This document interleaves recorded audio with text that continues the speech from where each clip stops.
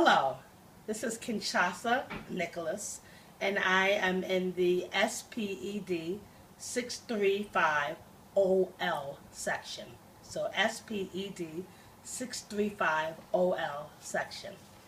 And I'm going to be talking about my case study, Jane, who has a social or emotional delay. Excuse me. She is a 6-year-old Hispanic female. She has been diagnosed with mood disorder, specifically classified as emotionally disturbed. With this lesson plan, I decided to make the following accommodations or modifications. Since Jane has difficulty building and maintaining satisfactory and interpersonal relationships, I decided that it was best to have her in a group with a small amount of her peers as possible. And also I decided to have a SEAT or a para assigned specifically to her and to the group that she would be assigned to. Jane often becomes aggressive if others intrude her space, and at times she can become extremely fearful of her teachers and her peers. She also has difficulty self-regulating. So someone in Jane's condition, I would not put in a whole group setting. I would put it down to maybe 2 or 3 peers and allow her to work with them in that way.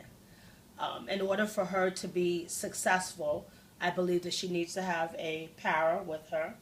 And she also should have a behavioral interventional plan, okay, which was discussed in our readings as well. So to have a behavior interventional plan that is obviously adapted to her level and will allow her to still participate with her peers, but in a way that's more conducive to her and that will allow her to be successful with this particular assignment.